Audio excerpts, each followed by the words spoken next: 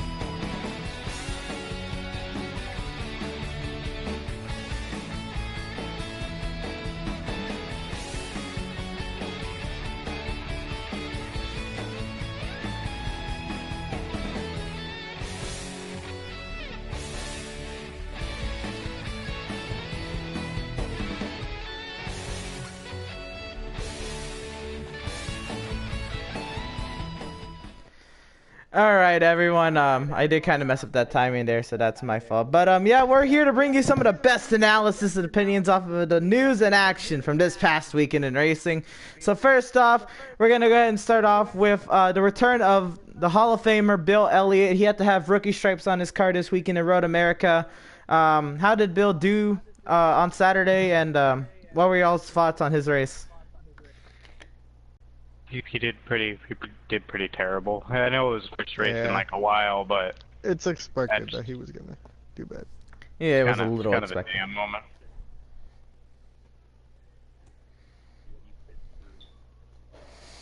Well, he said pretty much hit everything. He hit everything but the lottery. It was an up and down day for his first national series start since 2012 when he took Walmart car, and his first Xfinity start as Memphis in 05. I said top 15 should be his goal. A couple of excursions. I had predicted in the previous podcast where he would finish, and I had said 17th. And before he spun out, he was running 17th there at the end. So I was pretty close. You're funny. But Well, now we know what Bill Elliott did after. He definitely stuck to his written. That's probably why Chase Elliott was in that 23 car. Because he said in the interview that he did so bad at spot, he thinks he's car. yeah, I don't know what he expected. It was Chase Elliott's first time. Is that even an insult, though? I don't know. He does drive a car for a living. You're a fucking shit spotter. Go drive. It's like, I drive the car anyway. What do you mean? But it's kind of funny how that's been announced. Very ironic. I don't know how the hell someone like Scott Gallagher, speaking a little bit earlier, how the hell Jim Where Gallagher is Spence? got injured? Okay, he got injured. I was wondering, I was like, where the fuck did Spencer Gallagher go? I was like, where's I thought he he was doing been? so good. He won the only race that they won so far, and then No, I'm just like, it was pretty much like he got kicked off the team. I was like, I don't see him. no updates. Races that they've done. But then apparently Gallagher got this arm injury, and it was like, wow, everything that's gone wrong has gone wrong times 11. For him. Yep. Wow. All right, but yeah. So Bill Elliott, GMS. That's cool. Yeah. When do we expect to see Gallagher back in the car? Next season, probably not for the rest of this season. Probably next. Maybe Talladega. There's no BK racing anymore. So that's like front row at Cena. Oh yeah. So who knows? All right. So next up, we have the we have Catherine Legg. She was doing better than what she had done at Mid-Ohio. She was actually running in third, battling for second, and then entering the Canada corner with about 10 laps to go. She had wheel hopped, and Tiff had got into her and spun her out. Out of 3 people he spun, 3 or 2 people he spun. He did spin a few. uh, Doc Miller made a comeback and decided to transform into Matt Tipp's car. The only thing is, Jacques Villeneuve actually knows how to win a road course race. Well, Matt Tiff came close last season, then he got... Matt Tiff got taken out last season at Road of America by Clemens, so... Tiff was about to win that race, and then he got taken out. so he's probably trying to do the same thing, but couldn't get it done. Took out somebody running third. Worse than Chase Elliott, who wrecked somebody for second. Yeah. But he finished second, though. Yeah, apparently everybody is. It's all the shit drivers finally get good finishes or wins at Road America. But I would just... What the fuck? Like, Justin Marks was, like... It's just so terrible at this point. Oh, we should talk about that next. Yeah, Justin Marks and James Davidson were second and third. They were about 7 seconds off of Justin Allgaier's pace already. No, they were like 4 seconds. And I guess Justin Marks dove it into turn 8, and they made contact, and they spun out with like 2 to go. And that gave Matt Tiff second place, too, at the end. So... What frustrated me about it, rather than just, I know they're racers at heart, but if he wanted to catch Justin Allgaier, they should have just find a way to work together and eat up some of the deficit from Allgaier, because I don't know if they were going to lose if they kept battling, and that's what happened. Literally, those two were starting to get a top 10 out of it, and so David, he was the highest scoring driver. Yeah, he did make he's from Melbourne, Australia. But I don't know. I don't think they were gonna catch Allgaier unless Allgaier wrecked. Like, Yeah. Allgaier was like 4 seconds ahead of them. They were battling for second, but that was pretty aggressive on Justin Marks' part. He just drove it into 8. He clearly had another passing opportunity later that lap, and then an entire other lap, and he knew he was better than James through the carousel, so I was confused on why he made the move before the carousel. But I don't know. That's what Justin Marks did. 2 laps to go. On overall thoughts on the Xfinity race at Road America, I don't know. Did it live up to its quote hype? There wasn't really hype, but it's a NASCAR road course race, and it was pretty interesting. Allgaier dominated most of the race. Better It was than Cup okay. Sonoma. It was. No, Sonoma was pretty good. Watkins Glen was somewhat of a letdown per se. Watkins Glen didn't have too much battling. No, Sure. but the battle for the win pretty much took the last 20 laps. Yeah, it wasn't like that spectacular of a battle though, because Chase was able to keep Truex about half a tenth back each lap, I should say. Well, other than that, at least Allgaier got his, 4th or 5th win? So, I mean, half a second, not half a. Not that bad. That wasn't that bad. Most part, except for the fact that they mostly used their heads. I don't know how well like Brandon Jones recovered fairly nicely. And it's safe to say for a guy like Josh Bilicki, as for experience, he's not awful on those road courses. Awful. It's the same as Justin Marks mostly. Hey, Marks no, has been please. terrible. Out of the car, and not the results that we would expect out of him now that he is focusing on the WinnerTech Sports Car Championship. Hmm. But he finished fairly. Like he never even got to the top 10 really at Mid-Ohio. So, as Luis pointed out, this is Allgaier's 4th win of the season. What's to say? Is he gonna be a championship threat? I mean, I think he is. But like heading into the playoffs in a couple of weeks, what is to say about Allgaier's season so far? What are we looking at out of Allgaier in the upcoming weeks? At least the Final Four. other than Sadler is the only other junior motorsports car that's probably going to make it all the way if it happens. I think Bell is the only Reddick's other competition. Not really doing anything. Yeah, Bell's the only one that's competing for the title with Allgaier. Yep. Yeah, the big Christopher Bell included in that race that Watkins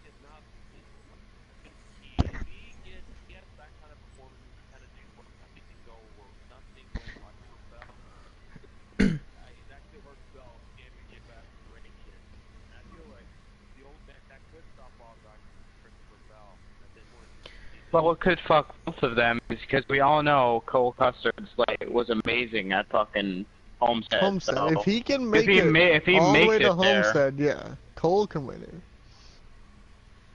is, Cole, while he led championship points, he's just gonna have the most quiet ball season that Newman has had. He only needs to be consistent. but he just needs to point his way in. Newman had a very quiet season. He pointed his way to the Final Four. Thing is, Newman never quite the points lead and Custer had, though. How in the world he got there. Putting Kyle Larson into the wall. Yep. That's how he got there. I don't know what more do you want. I mean, that's exactly how he got there. Still firmly believe that didn't happen short of when he won the championship. The rest of the field that He was good. He was good. All right. So, shifting out of the road course, this is the third and final road course race of the Xfinity Series. No, third. No, they Road got the course. Roval. I don't consider that a road I think- course. They do have the Roval. It's called a Roval, not a road course. It's the third actual permanent road race track that the Xfinity Series will visit. Wow, you really like worded yourself around that. Yeah. It's the final permanent road racing track the Xfinity Series will visit this season. The month of August was insane. Honestly, we had Watkins Glen, Bristol, Mid-Ohio, and Road America. How was the month of August before we head forward and start talking about Darlington for the Xfinity Series specifically? Yeah, the Xfinity Series. It's The okay. Xfinity Series just a lot of wrecks most of the time. Like, those guys, I don't know what it is, but the Xfinity Series, like we all know the Truck Series as the wreck series, like ones for big wrecks and close race. But Xfinity has been mostly better, like in terms of wrecking and a little bit of close racing here and there. But like Xfinity's wrecked a ton for like no reason.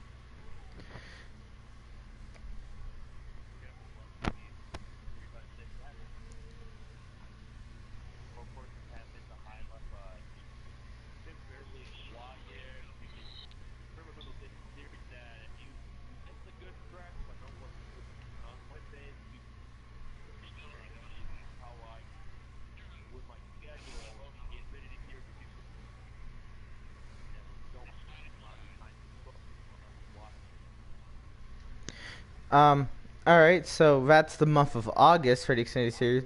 I personally found it. I mean, I really enjoy stock car road course racing, so I personally enjoyed it. Bristol was a nice mix in there. I think it's a great set of tracks for the month of August. Obviously, I would love to see that spread across the schedule, but to have them in the month of August, you kind of know what you're gonna get the entire month.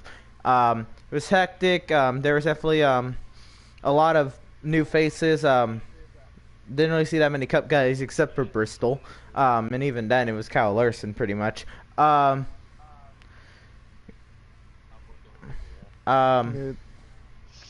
So yeah, I mean, the Xfinity Series and its road course is definitely known for the road courses. I mean, I don't know. August was okay.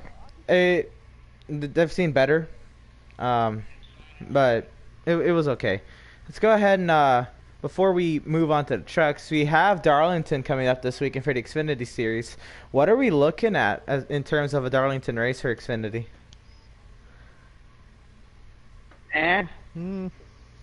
Uh,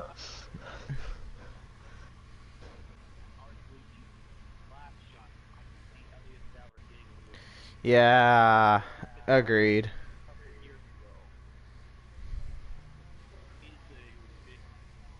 didn't he win Dago last season? Well, No. I think Elliott's fine and in the chase, though. That was Like, yeah.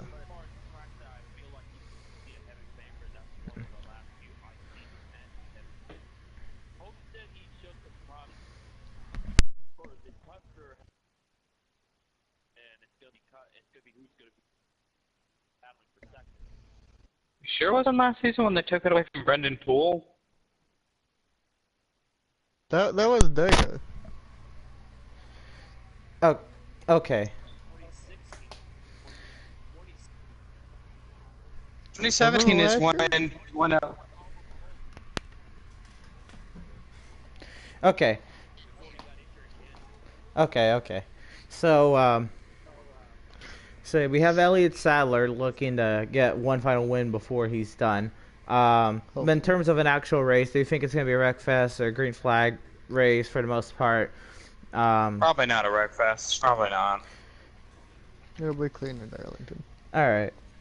Um, so I guess any final thoughts on these series before we go on to trucks? No, not really. No. No.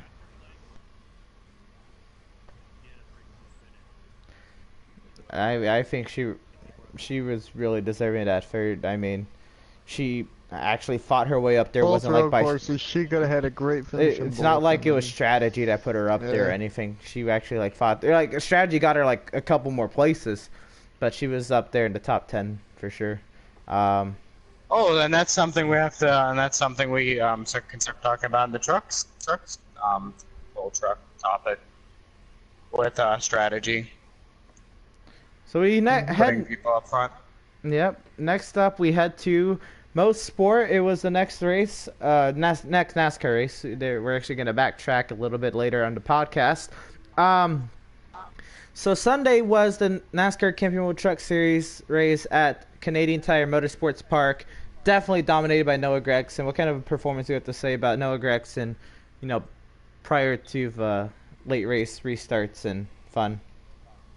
Don't view him as a pretty boy that have some flashes of brilliance, but that's about it. He has good races here and there, but I don't think he's that consistent though. He had a chance. Well, he was second in points. Trigger. Okay, so Noah Gragson, we already know he's pretty good. I mean, obviously he's in the playoffs, and he pretty much dominated Canadian Tire for the most part. Before heading in, Malika brought it up. What were some of the different strategies we saw at Most Sport, and who became a factor because of them?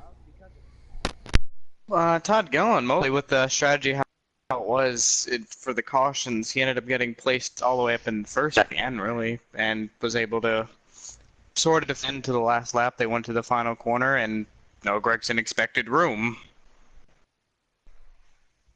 So on the last turn. Well, we'll go ahead. Which We're just gonna should get know there. by now on past races here that they're not gonna give up. I'm gonna go ahead and get my opinions out there. I'll let you guys kind of go. I think more of the situation. It was just hard racing. If you have to put the blame on someone, Gilliland did pretty much expected him to put his nose in there and then kind of cut him off halfway through the corner. As much as I like Gilliland and not a fan of Gregson particularly.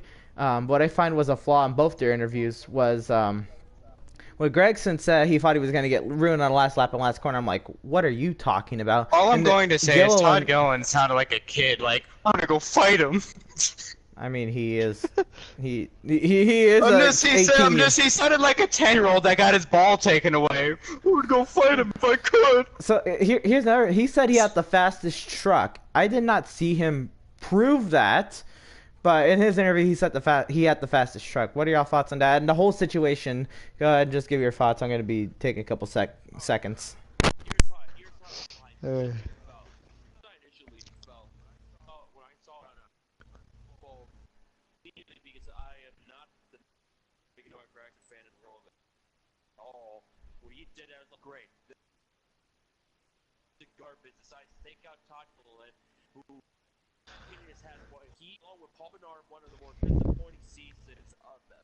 I've had high expectations for Todd to even make the playoffs. Sure, he was 17 years old when he started. He had to miss a couple races like Daytona and Yeah. But competitively, he's not shown it. Sure, he's had top 10, but competitively, he's not had the performance like I thought I would have expected out of him. Except still on that Monday, he was up there, and along with Kyle Benjamin. What happened to Kyle Benjamin? I have no idea. This girl since then in my book. But and then when I calmed down and saw the replay, I put on both. Gilliland kind of choked it away a bit, given that group. The Jackson decided to go and they just got into him. got to the point, it could have been waiting in Vermont 2014 and similar that way, and how Gilliland would have been he would have been Gregson. But look at this race, though, Luis, that for Gregson, this was a playoff race, too. See, So I technically put he was all going to of the go down blame. there either way.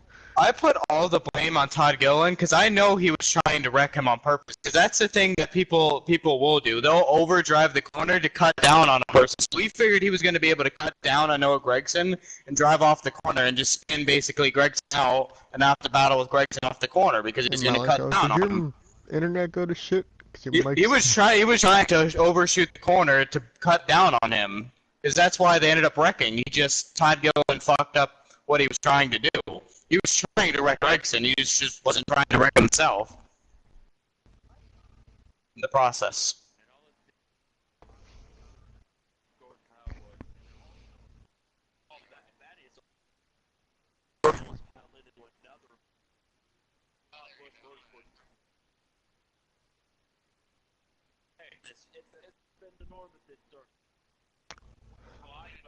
But Gillen and Gregson's trucks are fine, though. There really wasn't. But the way It's that just the this should have finishing ended is positions were screwed. Gregson is also the playoff truck in this playoff race.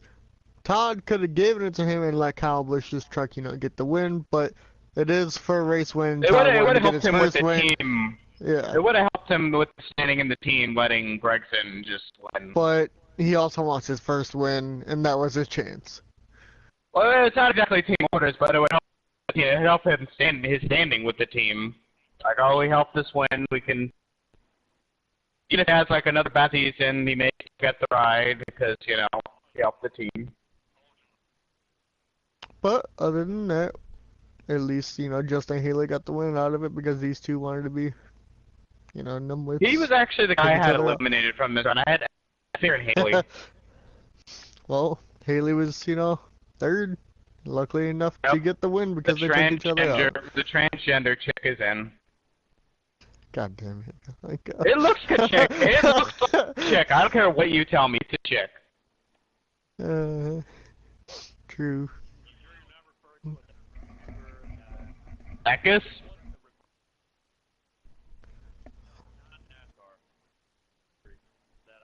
Oh, Zach Beach.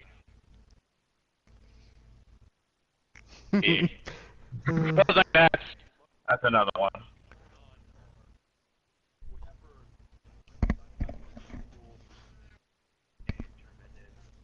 All right, so I'm still kind of busy right now, but so yeah, Vistrack, it's just one of many that's happened in Motorsport. Out of the 6 finishes here at Motorsport, 5 of them really close, or have drama at the end. 4 of them came down to wrecks or 3 of them came down to wrecks in the final corner. 1 came down to a wreck in turn 5.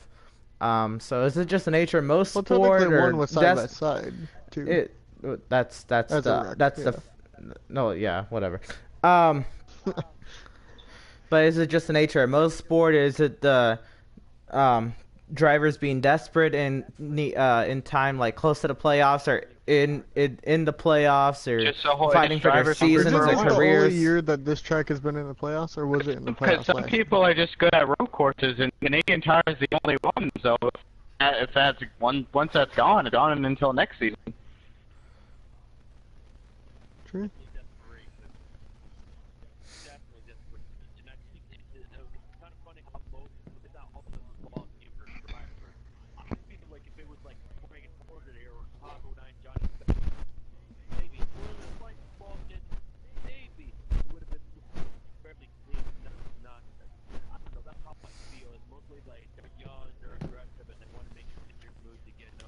But I like enjoying wrecking each other for the win. Oh.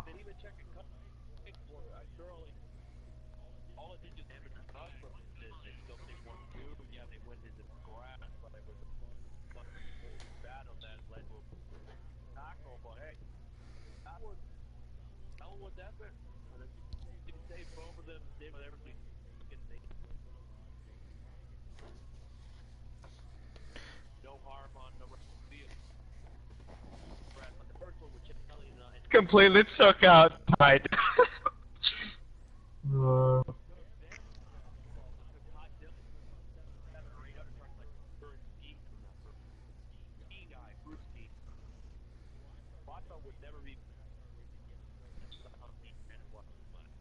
Yep.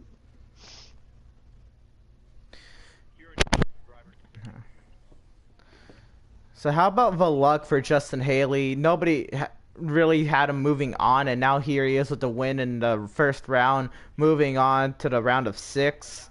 What about Justin Haley? I just like his spotter, Justin Haley's spotter. He was like, I could go catch him, and then his spotter told him, no, don't catch him, they're gonna wreck. And perfect. The spotter was right there. His spotter legit told him, like, no, they're gonna wreck, no, don't do it. I think Justin Haley is probably the most improved driver or one driver that not expected to be Justin Haley a year ago he's just there. The driver that I didn't expect was Enfinger. Enfinger was garbage. I don't know how he made the playoffs, but he was garbage last season. Alright, so I guess it's time to reevaluate your playoff predictions, because Justin Haley's now in the round of 6. Who gets the boot now? Still Enfinger, but I'm gonna look at the points before I say. Go ahead. That's who I'm gonna say. I still think Enfinger.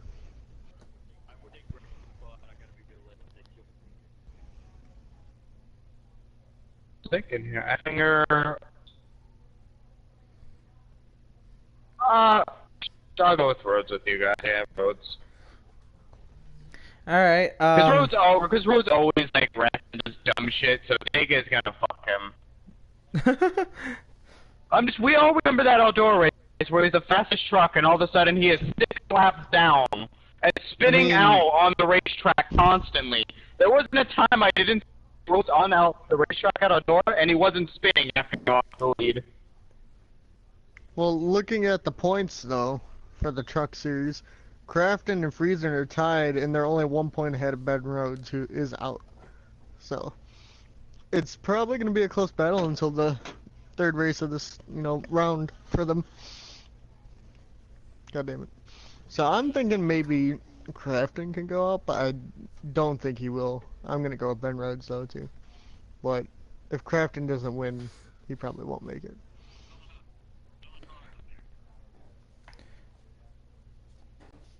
All right.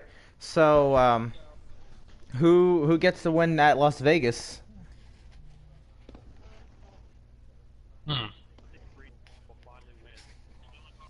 Everybody says that every week, man. I'll go with Johnny Sauter. Same old song, man. Give me a real pick, not somebody that Johnny Sauter. I'm like not a pick that everybody says every fucking week.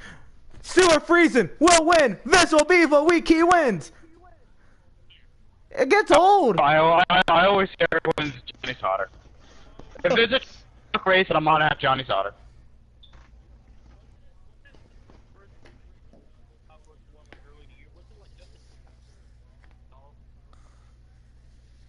I don't know. The French boy. Oh, rip. I don't know what you're talking about.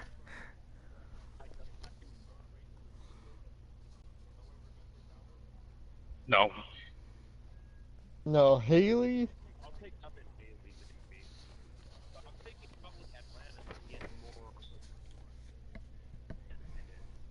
Truck series is the same, just more so trying to catch up right here.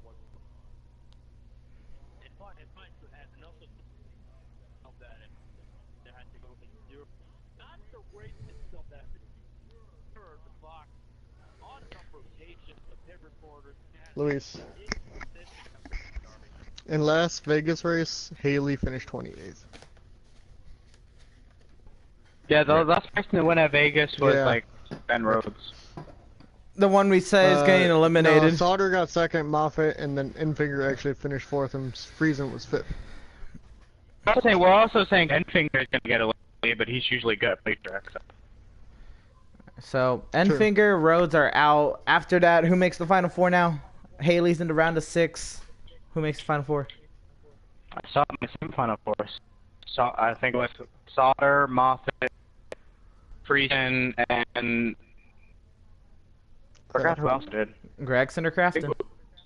I think I had Crafton eliminated. Gregson. I have. Go ahead. I have Sauter, Moffitt, Crafton, and Friesen. I think Gregson gets to himself. I'll be right back.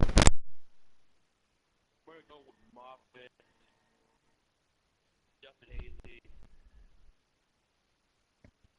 Friesen, and with the Braxton. I think Sauter will find a way to blow it.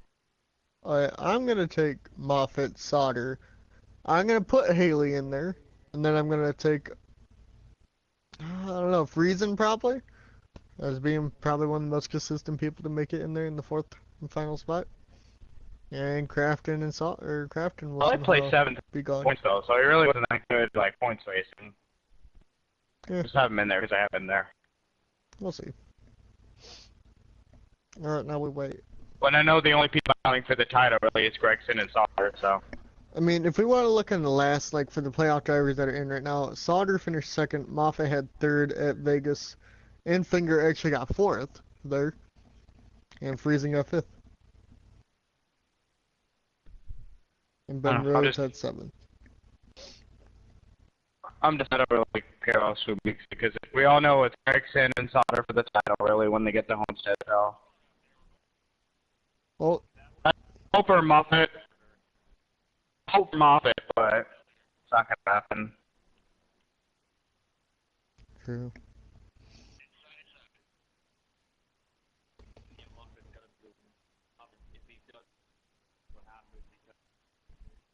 Moffitt to Junior Motorsport.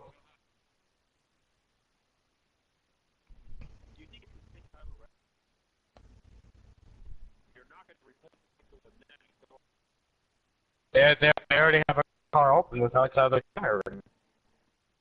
Yeah, the one. I was thinking outside the tire ring. They have an open spot. I still think Ross Chastain might get it.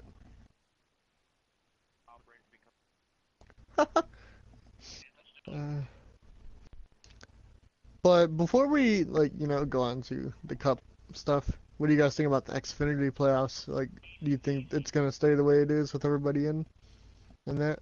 Yeah, and that's I'm not second on Chastain. Chastain, yeah, he grew the points lead now, or points, not the lead, but the lead over the spot to be in is 49 over Michael Annett still. So.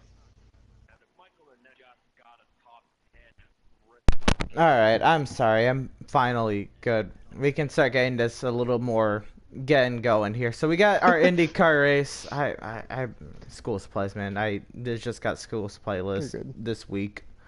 So we move on to the IndyCar race at Gateway. I guess backtracking in terms of the weekend. It was Saturday night. They did the 3 white salute. They went green before they got into the wall, and then it was green for the rest of the race. Pretty much, except for Ryan Hunter-Reay. Forgot about Ryan Hunter-Reay. And then Rossi. I always say the Penske car is the best at the short ovals. Rossi had a big save. I don't know. I'm really surprised. What do you have to say about? Because Ganassi is like garbage at short ovals. It was some strategy. Like I guess Rossi ran the thing out or something. Like I don't know what Rossi was doing. No, just Ganassi is garbage.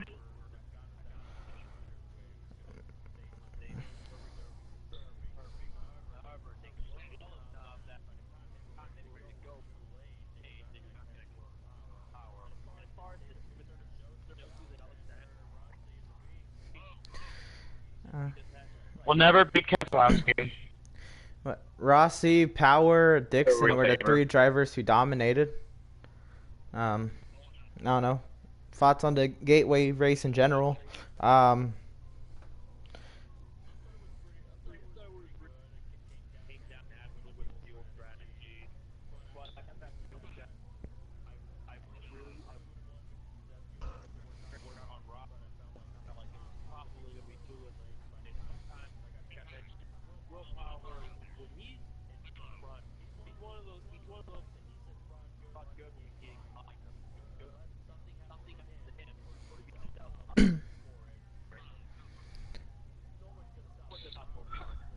I was expecting Newgarden to win. All right. So Willpower getting the win. Rossi finished second, Dixon third. Means Rossi gained 2 points on Dixon. We're heading into Portland and Sonoma, 2 road courses. What are we expecting championship-wise? Does Dixon close the deal? Remember, Sonoma is a double points race. Well, he's not necessarily a glitch at Portland. Because I looked at the Dixon and Willpower. Yeah. Dixon, Willpower, and Tony Kanal were the only people who ever race on Portland, so Dixon has the result. And Bourdais almost got it over. Oh, that's right. Only a few drivers. True. Because when's the last time they raced Portland? Yeah, Yeah, like 4 drivers in the field are the only ones that race there, so Dixon has the one up on Rossi there. So experience may play into a factor. Does Rossi naturally break out like he did Watkins Glen for his first time? Possibly. I think he would be. Here's one number. Here's all the other. Portland is packed locally. Constantly, you have uphill and down. It's virtually flat and high speed that you can run.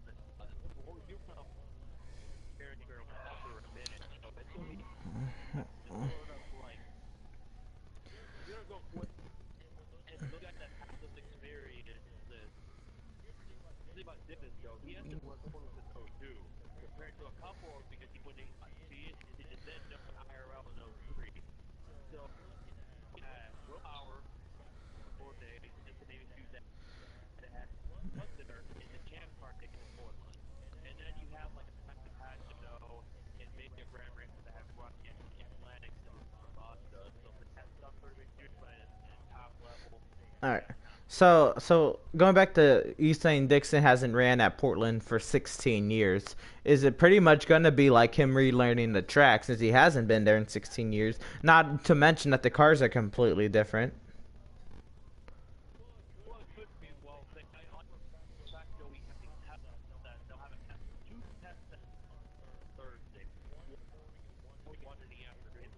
Likely, I have a feeling we'll be at that second. Itinerary for that whole weekend. Get probably once I arrive in Portland, 2 days from now, you'll go to that. Will you be able to give us the good info on the IndyCar race of Portland?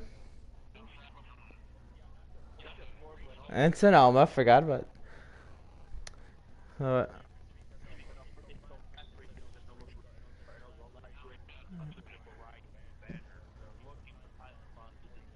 Who isn't looking for sponsors in racing? He said who isn't. He said who isn't, Luis. An Arvin. Ouch. There it is. There it is. He's not wrong, but there it is.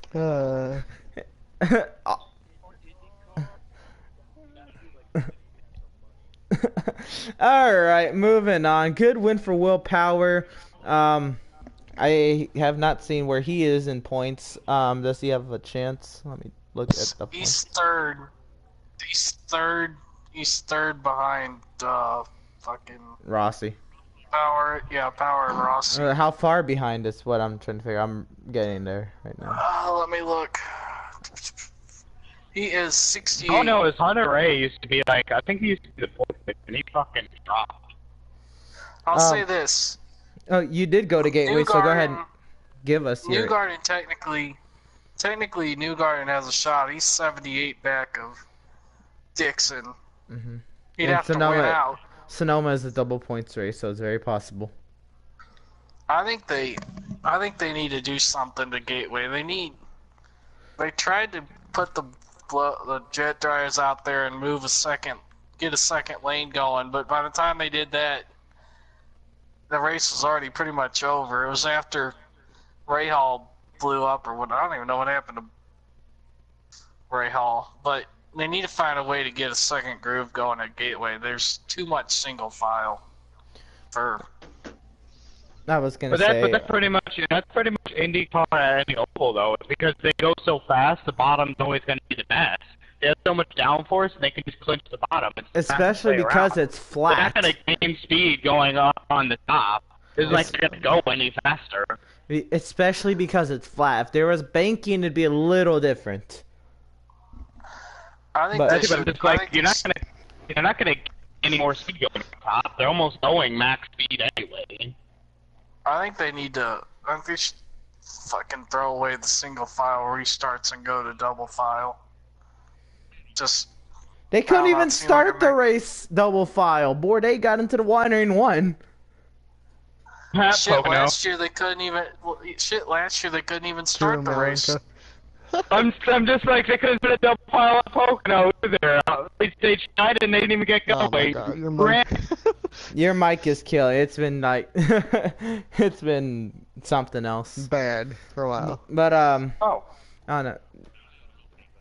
But No, I don't know. his Do you is- have any like stories, experiences from Gateway from this past weekend since you went? RK? Not really. I mean, I about fell asleep during that long green flag run. I was turning to my mom and just like yawned at her because I was like, "What the fuck?" My godmother fell asleep during the 2015 Texas Cup race. So I've never. That was the first time I've ever been bored watching a race. If that says anything. it was not my cup of tea of a race. But what we do have coming up next is definitely, if you watched it, definitely the highlight of the weekend Yeah. was the F1 race, the end of the summer break, the return to racing, the Belgian Grand Prix at Circuit de Spa-Francorchamps, and a new team entering, Racing Point, Force India Racing, whatever the hell it is now. They're Force, yeah. Yeah, finally. The past couple of weeks, we've been just doing silly season because that's all we could talk about for F1, and so we get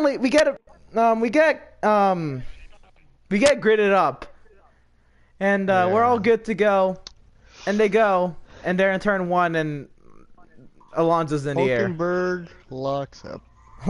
Hulkenberg just locked up, Hulkenberg locks found the up. gearbox of Alonso. And then Rip Fernando and Charles, man.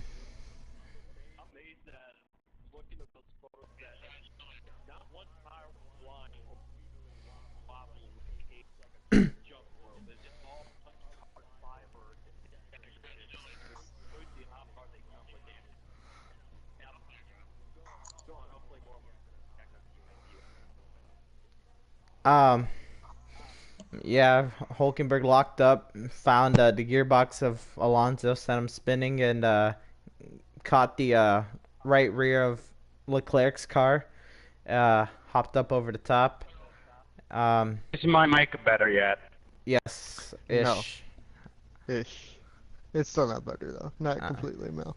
I liked how they enjoyed, for the most part, during the middle part of the race, they kept praising the halo for saving Charles Leclerc's life, when you can clearly see in this picture that Alonso's car never touched the halo, and that even a similar crash of Esteban Gutierrez, Romain Grosjean in 2012, had a very similar result without the halo, so...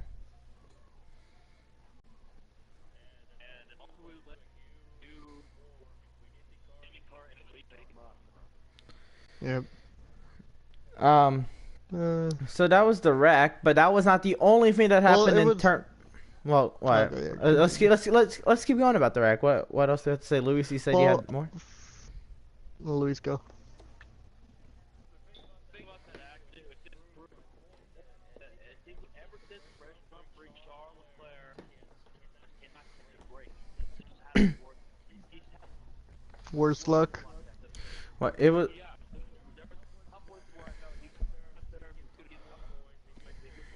Well, this race. It,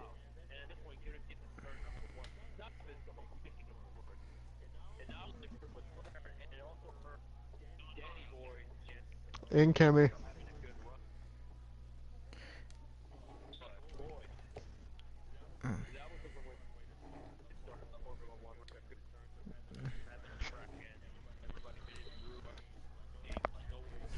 I was gonna say, tell that to the 5 cars that DNF'd. 3 from the crash Also and this 2 from wreck, later. You can see Ricardo here got his, back wing broken from Fernando when he went over. Yep, and later later in the corner, Fernando took off the back wing of Ricardo's car and sent Ricardo wide through the first corner. He ended up making contact with Kimi Räikkönen's right rear tire with his left front. Yep. And that And that's ultimately what this picture is. ended Kimi Räikkönen's day. He had to 10 grid place penalty for Monza. I don't know. I think he should have a suspension because he didn't know how to use the brakes, and they're gonna put him in the shotgun on the field at another track. We have the huge, heavy break into one. I don't know why they put him shotgun on the field. Yeah, Kimi Räikkönen, he had the blown tire. I'm assuming some debris got under the car or something happened to the car because he made it back around the track thanks to the safety car. He didn't lose a lap yet. He had made it back around. They put on a new tire. Everything was good. Later, a couple laps later, when DRS wasn't able after the restart, Räikkönen was able to get DRS, but it never closed after that, which made the car very hard to drive, and Räikkönen just was not able to continue. He had to retire lap 9. So at this point of race, lap 9, we already had Hülkenberg, Alonso, Leclerc, and Räikkönen out. Thoughts on what Räikkönen getting screwed by something so little? That Hülkenberg incident? Yeah. If we go back to what happened with Roman, though, isn't that basically the same thing that he could get a suspension for that, like Roman did? But they didn't do that. Yeah, I think that's what it should be. You can't put him shotgun on the field at another track where you have to break into a tight ass corner. What? What are you doing, F1? This is another safety hazard. I thought FIA was, super strict this year. Definitely not doing that. Oh man, that's scary. They might not, but we'll see what happens at the next Grand Prix. As far as Räikkönen's points, that is the best fun little podium that he was having. He also had a that did kill him in points. He also had a great strategy the way going. this race went, he probably could have had it too. Yeah, because he put on the mediums, and obviously the Ferraris are definitely outdoing the Mercedes, and the Valtteri Bottas was running his way through the field. Who knows what Raikkonen could have done on the same strategy? Backtrack a little bit on the first lap, entering turn 6 at the end of the Kemmel Straight.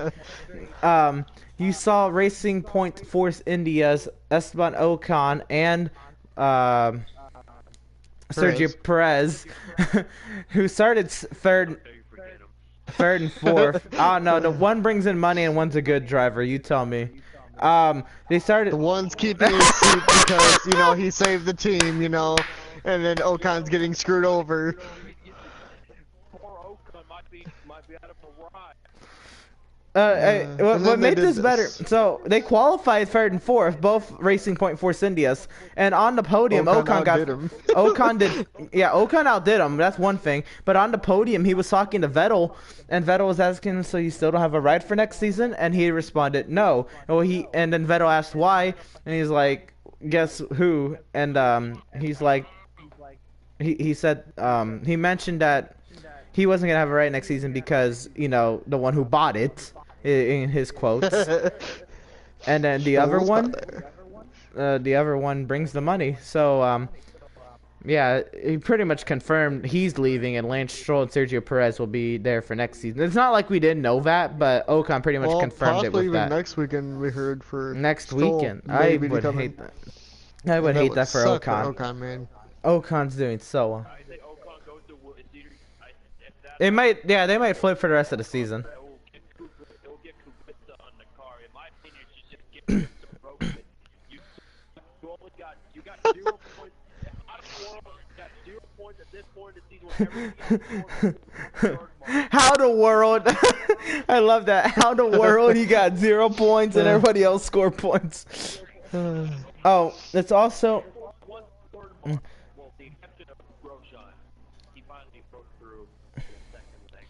It's also worth noting that Williams is now 11th out of 10 in constructors. True. So that is I think they passed Sauber too, didn't they? yeah, they did pass Sauber. Sauber is 10th though, Rip. so that's not bad for Sauber. They're still 10th. True. Oh, no, they did not pass Sauber. Racing Point is 9th. Or 10th out of 10. That's crazy. Anyway, so speaking about this actual incident, what do we think about this? I mean, obviously they had slipstream, and it was the first lap, and literally a safety car came out like 10 seconds later. But 4 wide entering turn 6 at the end of the Kemmel Straight. It was literally Ocon, Vettel, Hamilton, and Perez. We're probably glad that Ocon is the one that backed out. So if he obviously, didn't back out, that could have been worse. the better and smarter Definitely. driver showed why he should keep his ride. Yes. He showed aggression, but backed out when he knew it was not going to be good. Yeah, there's no way you can they expect 4-1. I think it, personally, I'm saying those 4 drivers that were 4-1. If you replace 1 or 2, If you replace one of the other two in the background right here, probably wouldn't have one good. Oh yeah, with Verstappen and Roman, Matt. I think. Matt, or no, is that that's Magnussen? that's Grosjean. That's Grosjean. I think Verstappen will destroy all 4 of them. Yeah, just look at China this year, guys. What? That's how Verstappen wins. What are you talking about? Win what? He's won jack shit. Like he's won a couple Grand Prix. Verstappen won quite a bit.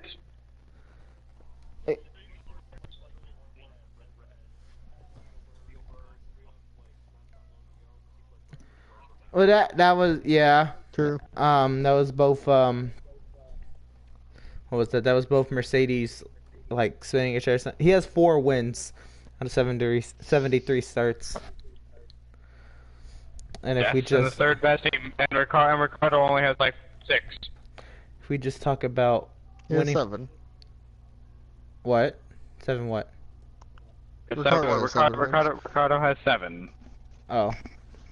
Let's just talk about winning percentage real quick. He has 5.4 as a winning percentage. He has a 5.4% chance of winning a Grand Prix.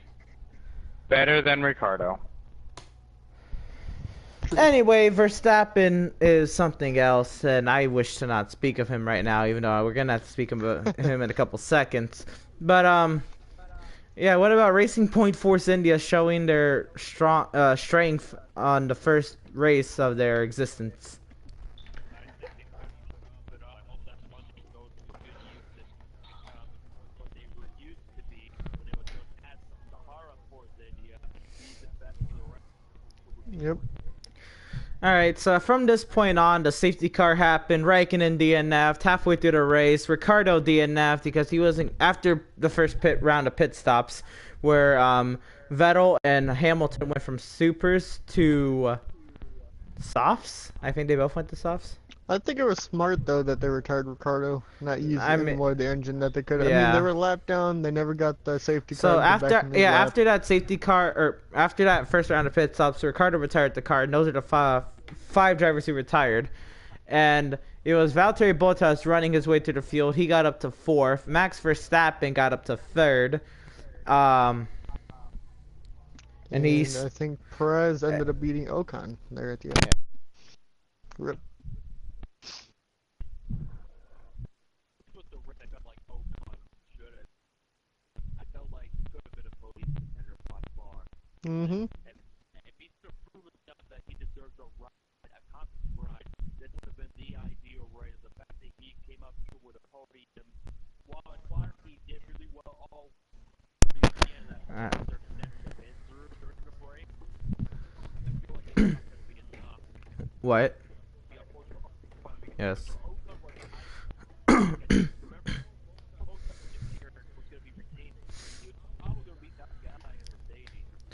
Verline, tier.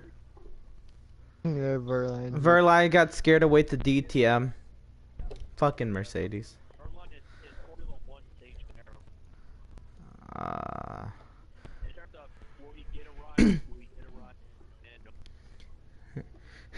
It's going, Looks like it's happening to Ocon. going, gone. It's happening to Ocon now, though, At least guys. Verline did not kill a guy with stage cam. He just got a ride from a guy that died.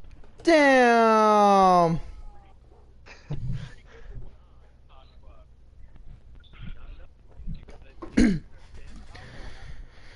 So I'm yeah, just saying that there's a difference between Karam and Verline. Verline just stepped in a ride where someone died. Karam killed a guy in a ride. Lewis Hamilton qualified on the pole, but Sebastian Vettel led all 44 laps of the Belgian Grand Prix. Woo. Clearly faster than Hamilton all race. Hamilton's interview in Parc Ferme was a little questionable. He said, Wait, my mic is working now, by the way? Yeah. It's the same. I don't know what to say. They're cutting out a lot. now, like Hamilton, in his interview in Parc Ferme, he was really silent, and he said it was tricky that Ferrari was doing so well. What are our thoughts on that? Since he's not winning now, he's like, we gotta find a way to, get them in trouble to not have them be faster. That's how I see it.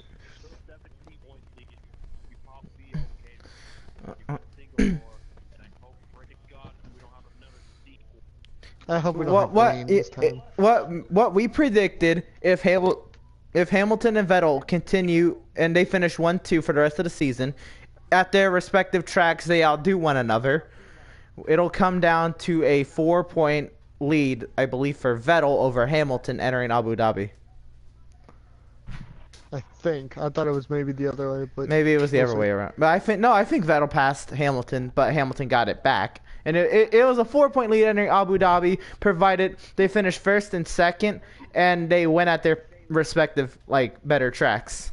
And the other guy finished second.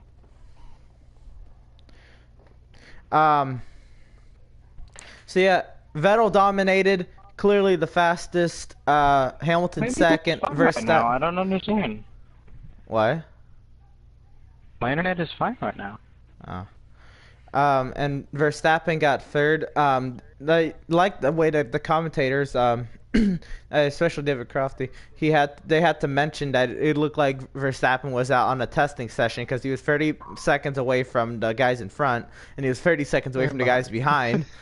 And he lapped one car. For rain. Oh yeah, he basically asked for rain because he was bored out of his mind. He ran half. If I was Verstappen in that spot, yeah, that would be boring as can be. He ran half the race in third place with no one. What do you think our F1 League races were? That's what that was. True. That was F1 League racing. Everybody was just 15 seconds away from each other, just right around the track. Yeah.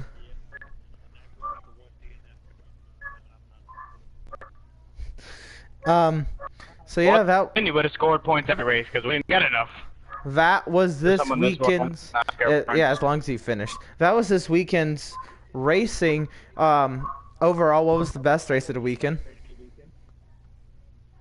Out of actual Canadian Tire. racing, probably Canadian Tire. Definitely. Might go with Road America more than likely. Probably be not. I was trying to park the finish, so I don't know how the rest. I wanted to watch Berlin. Who won that? You know, the Oh yeah. 7. Mhm. Yeah. It seems like every Fox televised, but he always has problems. So what is it? Notably, From a fan standpoint, I'm clearly a fan of Sebastian Vettel. I enjoyed Spa very much, especially that he destroyed Hamilton. But um, it was kind of a boring race after the first crash. Yeah. So was the IndyCar race without the restarts because of Bourdais and Ryan Hunter-Ray. And the truck race was pretty boring until the late race restarts. So I would say Road America because Canadian Tire only got good with the last 10 laps. It always does, though.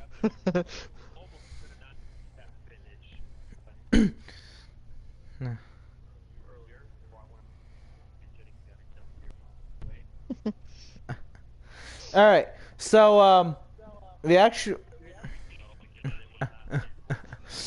So before we go into what we have for the rest of the podcast, let's go ahead. Since Cup did not race this past weekend, heading into this weekend, Cup goes to Darlington. What are we expecting for the Cup race at Darlington? Truex and Kyle Busch winning. I hope Larson breaks through, but I think Truex on this one. Or Denny. I say Kyle, Truex, or Denny. Denny, because it's usually the one track that he always stays consistent. That's usually one of Denny's best tracks for Martinsville and Pocono. Honestly, I think Suarez can do something. Honestly, It'd be cool, but I don't see it. he's not running a throwback. He's not running a throwback. It's just running errors. And Alex Bowman, Matt Well, Kenseth is running a throwback.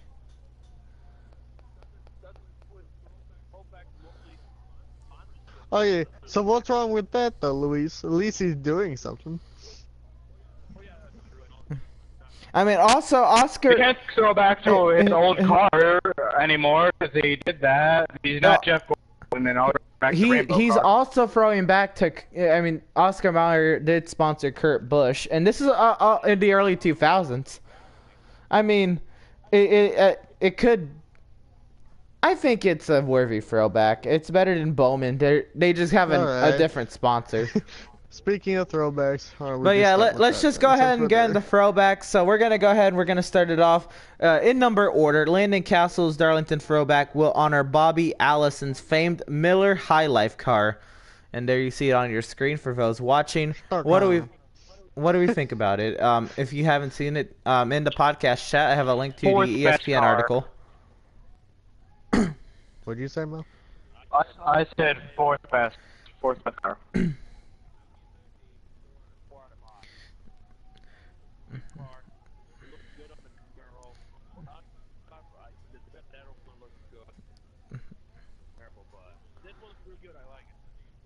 I enjoy it. It's definitely gonna make me keep an eye on the second half of the field.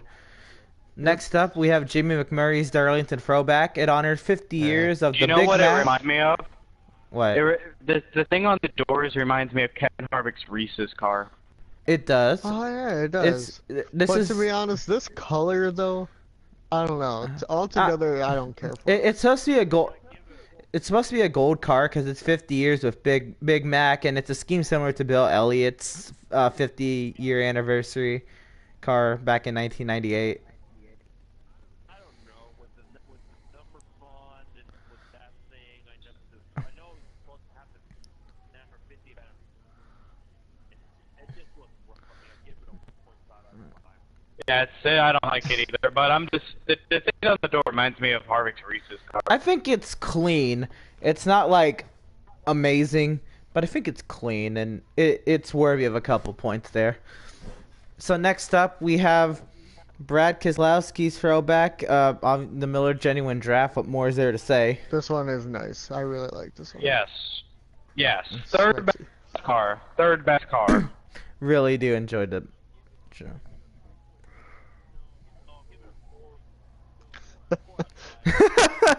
Gonna be all exact.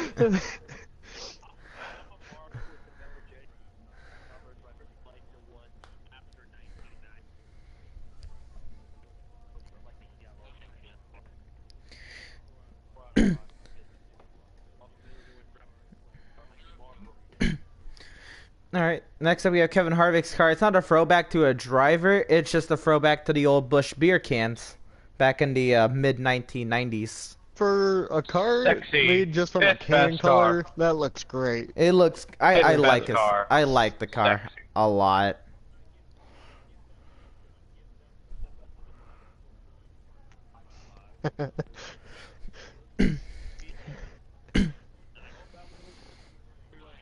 That would be a nice one to see in Victory Lane. Alright. Everybody's childhood car. The Lunchables Oscar Mayer mobile from Matt Kenseth throwing back to himself and Kurt Busch from the early 2000s. What do you think of the Wienermobile?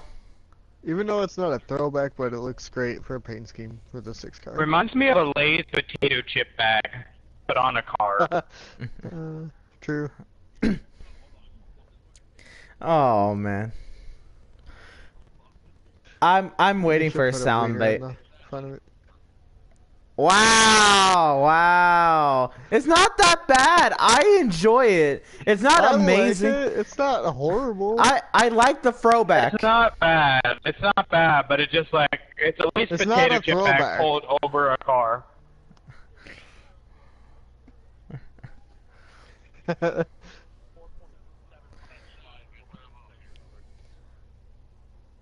All right, so we next head on to Chase Elliott's Arlington throwback, and apparently Terrible.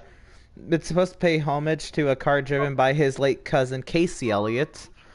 A little bit better than Jamie McMurray, but still terrible. Yeah. It's bland, but it's clean, and I respect clean cars that don't clutter the car. I don't know what I they're feel doing like on the that hood. yellow and blue don't No, go you want to know together. what clutters the car? Timmy Hill's throwback. That is clutter. That is. But Well, also, we'll get to that. he's also throwing back to an actual car, so it's not But necessarily. that is a lot of clutter. That's basically all the car. What I has do on like it. with Chase Elliott's scheme is pretty much the entire bottom is outlined in blue, and I think that's some good. I don't know. I like the blue. The yellow's on me, but I do like the blue and I don't a think they yellow. go together. Those two colors on this car don't really go together. They don't. You definitely see it. You definitely see them stand out.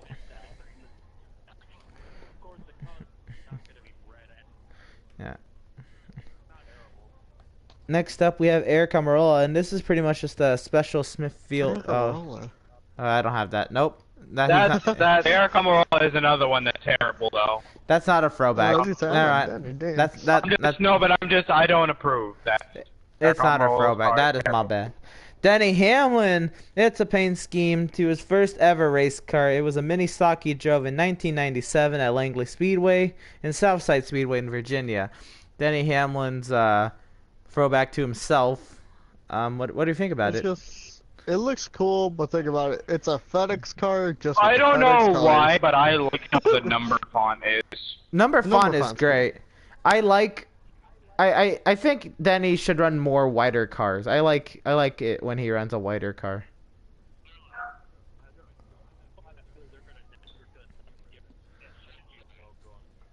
Why?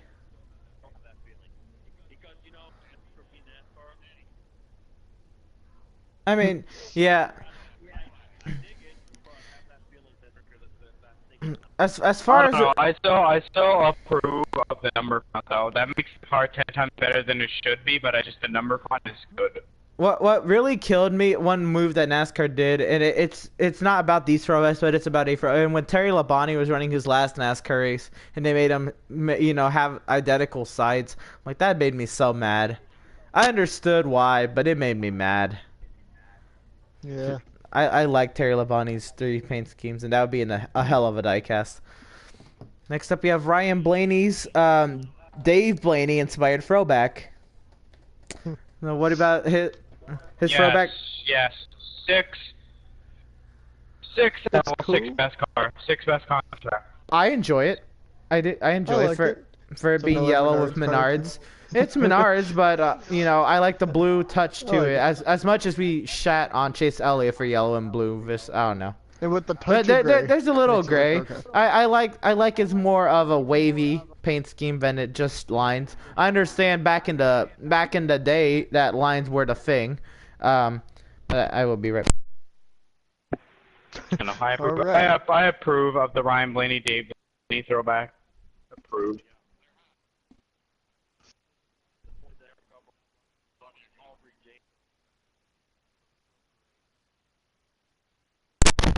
All right. Next up, we have Ty Dillon throwback. Pretty much the Germain's debut race car. I think they should run that full time with the blue. This I like one it looks better. I a lot enjoy better it. than any of the white and blue ones that I'm they just saying, it looks normally better have. with blue than in all the white version that they drive now. Yeah. Go ahead and get your opinions on this car. I'll be right back.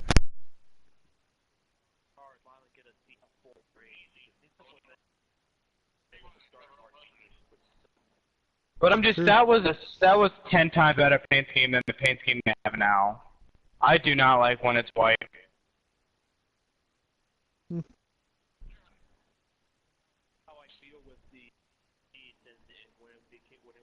Yes.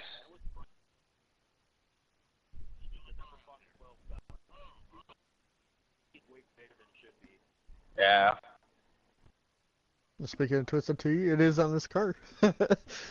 So yeah, I like it when it's blue instead of white. The white, I don't really care for it when it's The white. red makes it a nice touch too, versus having Yeah. the white and green. Having the green. So- Yeah.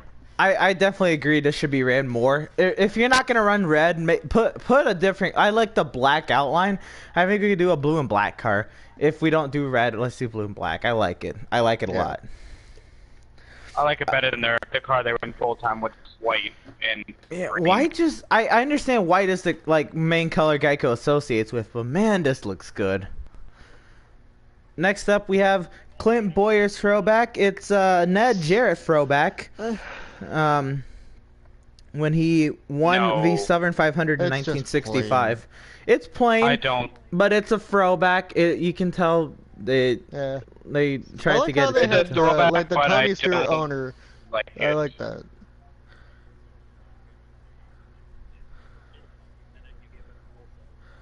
Oh yeah, I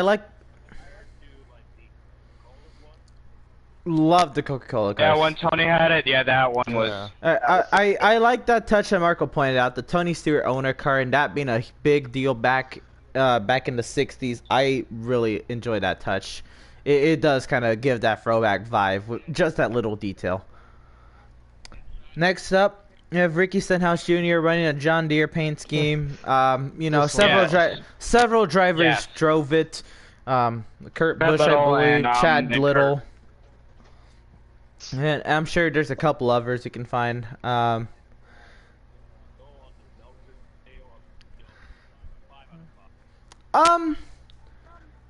I'm not a. I approve of the car so I much. like that, it, but that dark green. I'm just saying, I the like- throwback class is going to make me buy the throwback back for NASCAR Heat 3. It's just like I have to get one knowing these throwbacks.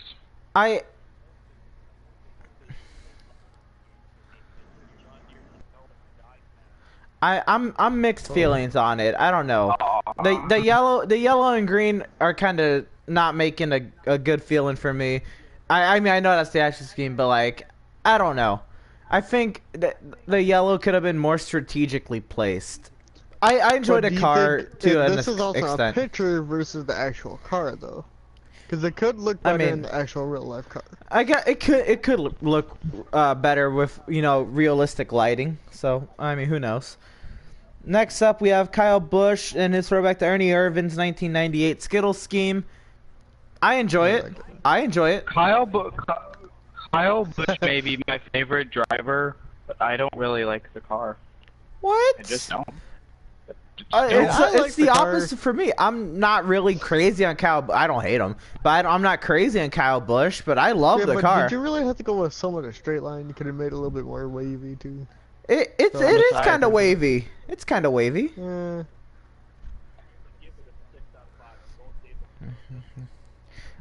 I agree with Luis. It's one of the better, if not the best throwback I've I seen would, yet. yeah, I would give it a 2 out of 5 and be almost my lowest out of it. I mean, people have different opinions. I disagreed with y'all on the John Deere car, so it just some people think everybody has differently. opinions. Yeah, people think that. Yeah, Daniel Suarez driving his Aris car.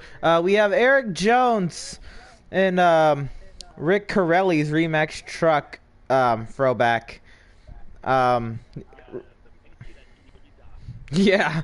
Damn. Rick Corelli drove this paint scheme on a truck in the ARCA Remax series from 96 to 99. I'm not gonna make a comment because I don't remember the car. I don't know the car either, but from what I see here, I like how it looks. I like the red. No, I don't know. I just don't remember what it looks like. The hood's but the red and blue. I don't remember what Eric Jones' car looks like, so. The red, white, and blue. I like that. It could actually be a patriotic car. Get rid of the sports clips. I like it. I like it. Too. Yeah, I like the number. Number works. Both number on the side and the roof. I like them both. Next we have Cale Yarborough throwback. I don't know. It's not much different than their actual car, just throwing a few for the 21. Few throwback logos. But the 21 is a throwback. They run a throwback every week. Well, I don't know what we expected. Yeah, I don't really. Yeah. I mean, it's okay because I mean they run the throwback anyway. Almost all the time. Let's get going to. I like the number. I like the number. Let's get Joey Logano's Steve Park throwback. I really enjoy it. The yellow and black, love it. Maybe not the best driver. the ninth best car on the grid. Easily one of my top 3, maybe top 5. Yeah. My top three is already reserved for Keselowski, William Byron, and Casey Kane. William Byron? Okay. Well, that's who we go to next. William Byron and the Jeff Gordon generic rainbow car. I like it on the Camaro. This looks great. It looks good on the Camaro. Agreed. Looks good on the Camaro. You can never go bad with the rainbow car. No matter how many times they do it, I still love it. 7 out of there it is. Great, even guys, better, making a fraction. They do eventually need to make something different. They gotta do something. What they should do is do it when actually the first flame car drove. The first one, he just got the flames.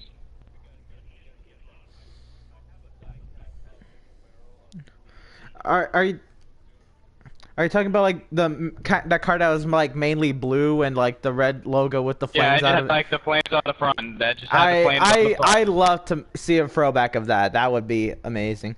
But yeah, I don't know. I'm starting to see a little too much of it, especially when Gordon ran it at Bristol. It was just overblown. If Gordon ran it at Darlington, I understand it was his last year. He ran it at Darlington. I probably would still like it now. But he couldn't run it at Darlington. The sponsorship wouldn't allow it. He could only run it at Bristol. Yeah, stupid. I thought he just wanted to be kind of separated. I've seen better. Right. Yeah. Next up, we have Ryan Newman's Arlington throwback. It's plain, man. It's a Neil Bonnet 1993 throwback. I'll be right back. Yeah, but this one's plain. It's definitely. I don't remember it, so can't say anything. Don't remember. I don't know what Neil's looks like, but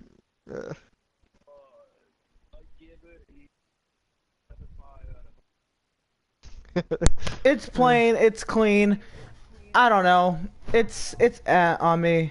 The driver's on me. It looks like a normal car's car to on me. Okay. It's middle. Really middle for me. It's a normal Newman car. Next up, Matthew Benedetto's Jeff Burton number 99 Excite Ford throwback to the late 90s. The funny thing about this paint scheme, though, Corvette parts on a Ford.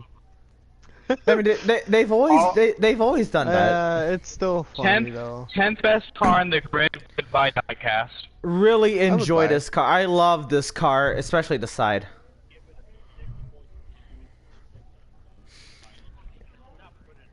Then all I'm going to say is when Matt Benedetto is more popular than Jeff Burton, to be honest. True. I love the Excite cars. Me too. I enjoyed the Excite schemes. After he left that 99 car, it was just like Jeff Burton's career was just a downhill. I mean, the 31 was okay. No, but RCO was downhill. He was not good. That 31. All right. And Hi. Hey, baby, you take a shower, man? Yes. Good boy. Trevor Bayne led the points. Jeff Burton could have been better, but Uh, Oh, jeez. So you can take off my shoe. the paint scheme, the paint scheme is what we're talking about. The paint scheme, really enjoy it. I think everybody Yeah, got we their like the thoughts paint. on it. I was let's go- just saying when Matt DiBenedetto is more popular than the person that drove his throwback. So we have the 34 of Chris Boucher. not Busher. No, it's not Boucher. Damn. Hey, who? Michael McDowell. McDowell, that's right. Wow, you guys, that's one of your favorite drivers, Marco. You fucking. My man. I was about to say mine. No, I said yeah, no. I got it there at the end. I'm like me, no. I like it.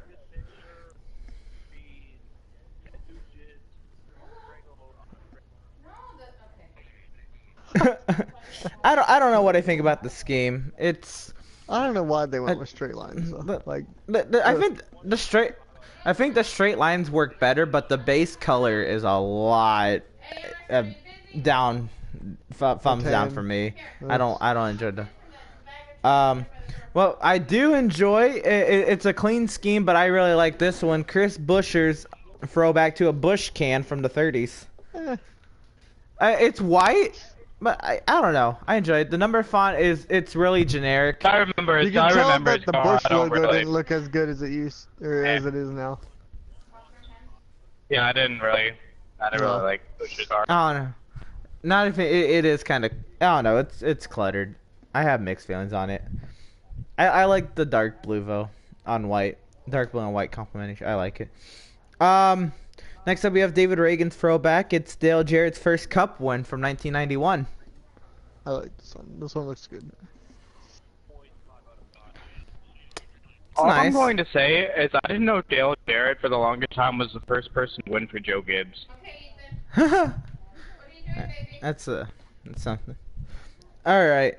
So next car we're really gonna remember.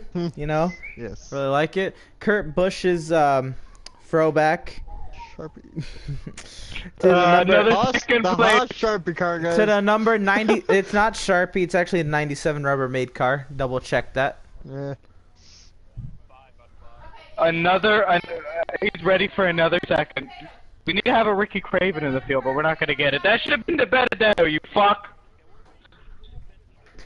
And Benedetto wins the race, Malenko. That would have Yes, been great. he should have been Ricky Craven throwback. Fuck you to Benedetto. Yes. Because Yeah. yeah, this is amazing. Let's just like, organize this one season. Wow. All we needed was for Benedetto to get Ricky Craven, and we had the top three. Why didn't we just give like I don't know, like Kennington the X-side paint scheme or something? Why I not don't- give like Eric Jones the 20 tag car? Eh. I mean, they had that.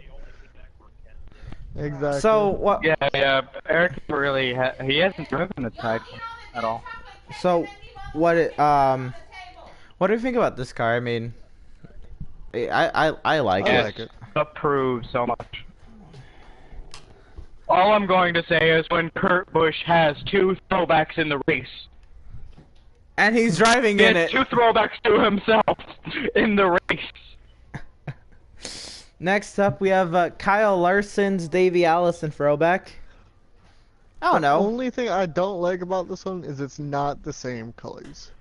I don't know why, but the gray number kind of like is like I don't really like the gray number. I feel like if the gray was more consistent, I would enjoy it a little bit more. And yeah, the blue and the red from the actual throwback. I think And like change what the the number DC color. Solar like logo is Yeah. versus the Haviland was. It's not what they're what they're looking for. They could have done one race with red, right?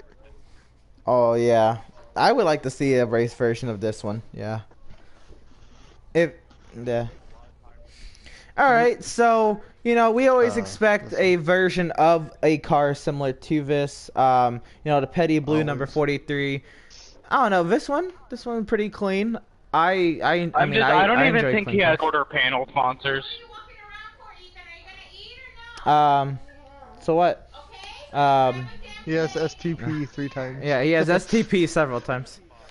It's clean. Again, I respect clean race cars. Yeah, expect this car to be in the back. Yeah, but there's though. points where it's just like it's so plain that it's just like it's basically just a blue car. I know what you mean. There's a different picture on the It's article a than blue the picture car I that have. got like 4 stickers on it, and they call it a race car. It's like someone took their Camaro, painted it blue, put 343s on it, and STP on the hood.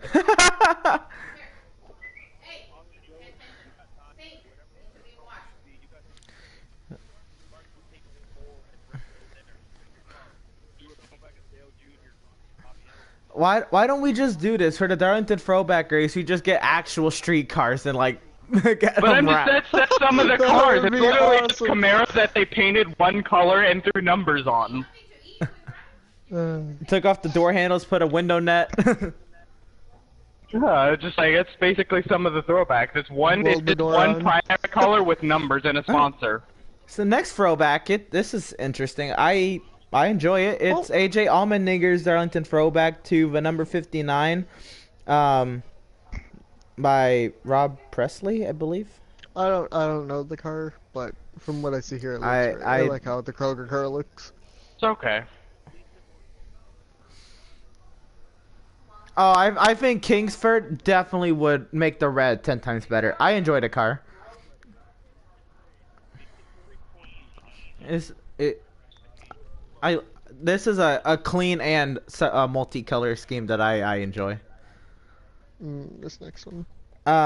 Jimmy Johnson's throwback to himself. I think this is more of a sponsor decision. I feel like Jimmy would have chosen the throwback he could have done out of his Yeah, career. the worst one they could have picked for Lowe's. He needed to do his one from his rookie season all the way to 2010.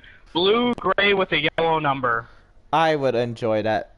That one would have been great. I hope they have something good. Hopefully planned for Homestead. Hopefully for Homestead. Hopefully. Blue, gray with a yellow number. That And then that will make up for this, hopefully.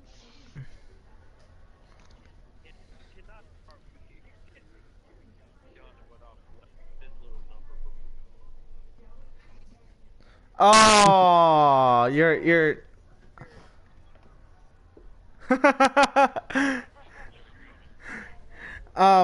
Yeah, it's his throwback to his Southern 500 win, the 200 Hendrick Motorsports win. I don't know, expected better, but yeah. Timmy Hill's throwback is to Darrell Waltrip.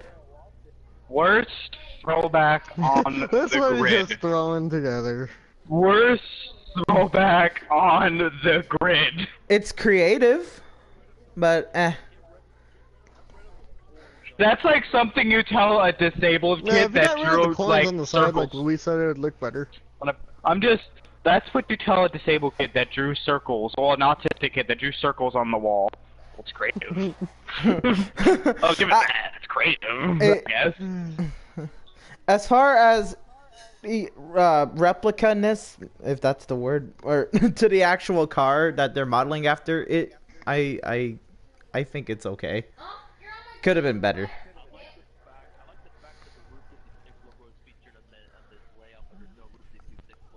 I would love a Route 66 car for the 66. Why?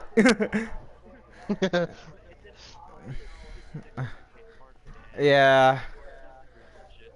Yeah, so it's Yeah, they Toys can't R even Us, so sponsor. Sears. They can't even sponsor the Indy cars that they sponsored for centuries. Damn. What the fuck? So not It used to be called Chip. It used to be called Target Chip Ganassi. Target owned part of the team. not on the list, but Alex Bowman will be driving a new sponsor this weekend. It's not a throwback, but it's to Lamar window film. I don't know. Anyway, Casey Kane's throwback to the the number 9 he used to drive. Throwback on the grid. I enjoy it. Best throwback.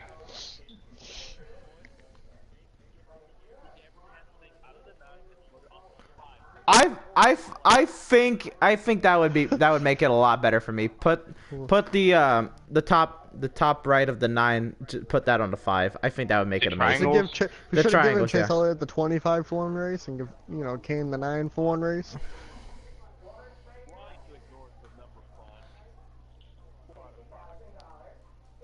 Enjoyable. So, best car on the grid. Best car on the grid. I agree. I enjoy the car, but what gets me is the 9. Put that on the 5, and you got me sold.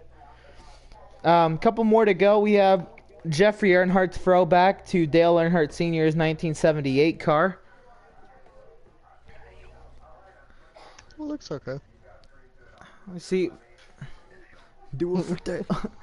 I like the number font. I like the number font. I like the middle of the car. I think the sides need a little bit more, but I understand it's the throwback. I like put more on the side. You got me sold. But I really enjoy the number font and the middle. What about you, Malika? Ooh. Yeah, it's okay. It's not bad. For Jeffrey Earnhardt for the under font, I think it's good. Yeah. And last but not least, we have Derek Cope and throwing back to his own car from 1993. Go. If I remember, that was actually that. Yeah, that was the Bojangles. Yes, that car is good. I approve. It's nice. I like it. I enjoy it. Again, we'll be last on the grid, 10 miles an hour off the leader, but at least it'll be a good-looking car and slow. Hey, well, we'll have something to look forward to for them to lap him. Yeah, on lap 2. It'd be like on lap 2, yo, there's a Bojangles car!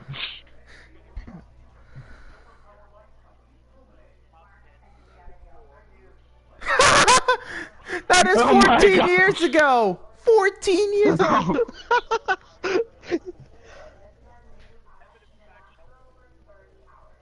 14 years ago.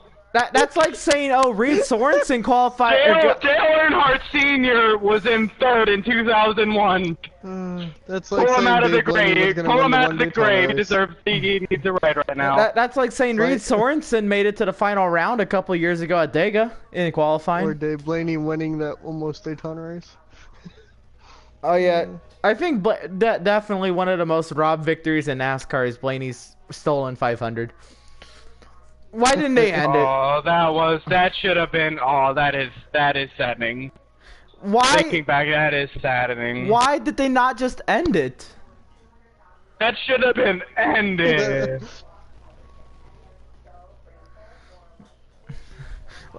See,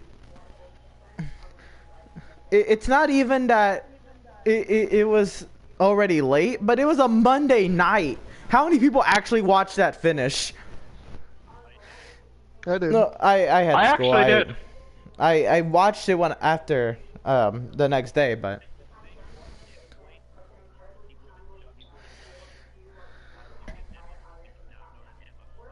yeah, I saw that. A pet cat.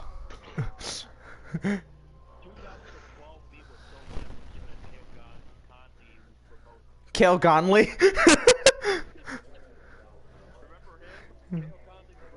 Yeah. Alright. So there's the list of Cup throwbacks. There are Xfinity throwbacks, but we don't have the space to go over them. Out of the Cup throwbacks, give me your top 3 right now. One at a time. I guess Malco. Or Luis. Go ahead.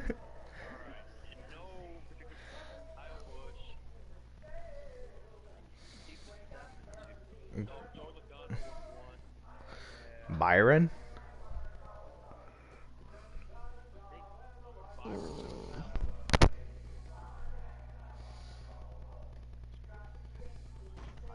What's up, Brandon Gaming? I'll go with Kyle Busch, Byron, and Alright, how about you, Malco? Casey Kane, William Byron, Keselowski. Markle?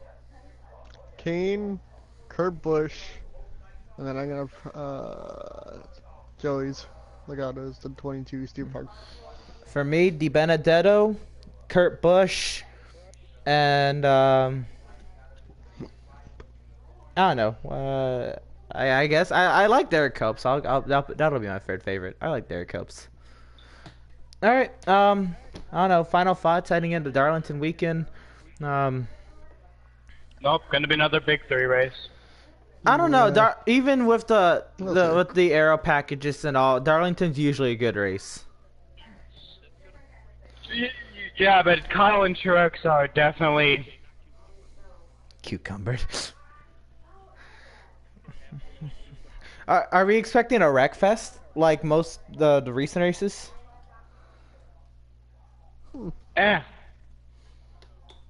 No. Probably No. not, but it'd be interesting if it does happen. And the Derek Cope's on it.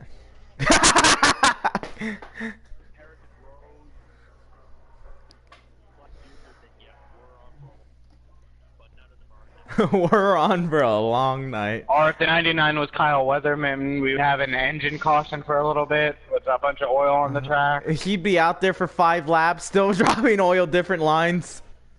Yep. So they would have to put all the kids on the inside, then to the outside, and then do pit lane.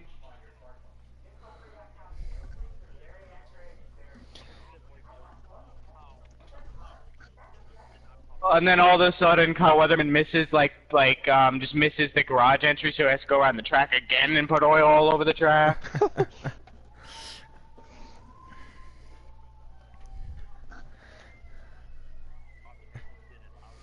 No, he runs over like David Gilliland's fucking pit crew that had one pit member in there that filled the car, and then he retired the car after 2 laps anyway. I remember that at Pocono. It was so fucking funny. He went into pit lane, David Gilliland. He sat there for fucking, I think it was 5 caution laps. He was sitting in pit lane, and then you see this guy walk down the pit lane, grab a fuel can, fuel his car, after he's so many laps down, sitting in pit lane for 5 laps. It's like somebody from fucking GMS felt really bad and decided to fuel his truck real quick. All right, so Dang. final thoughts heading out.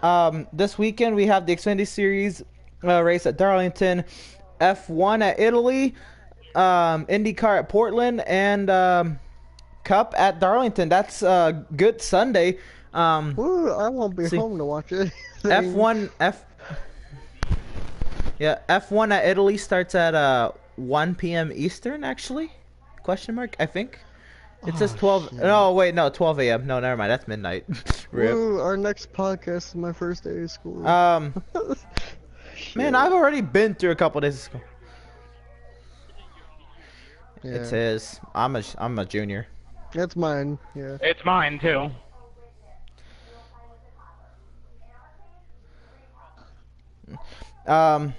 What? So what we have for at least Central Time? I have Italy at midnight, Portland at 2:30, and the Cup race at 6 p.m. Oh wait, So- it's midnight? Ooh. So add an hour. That's one. That. They changed the times this year. But still, that's Yeah. something different. That's like morning time for Italy. Definitely like 7 in the morning, 8 in the morning. Because that's why every race is, instead of being 4 or 5 a.m., it's been 9, 10 a.m. More, I've or liked 8 that, yeah, a.m. but I mean, you're already 3 hours behind them, 2 hours behind me. All right, but final thoughts on those races. And what we see is also ARCA is back in Illinois. Question mark, Luis, you got anything on that? Is that? Oh, this is the asphalt. Yeah. Oh wait, what? Then what was the other one? They have another one? I thought they only had one.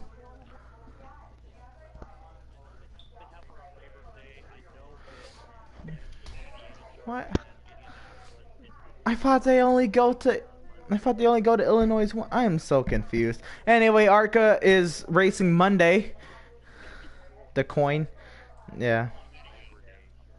I don't know. But I guess that's all we have from here. Yeah, tune in next week. We're gonna be reviewing the Xfinity Series race at Darlington, Cup race at Darlington, F1 at Italy. Luis is going to have an in-depth report from Portland. He's going to give us all the good analysis like he had for the K&N Pro Series West race at Evergreen. I'm Emerson Arden, here with Tyler Markle, Joshua Belli, Luis Torres. Hope you enjoyed, and we will see y'all in the next one. Can you stop calling me by my name? No. God damn it. The ending was legit me at the end.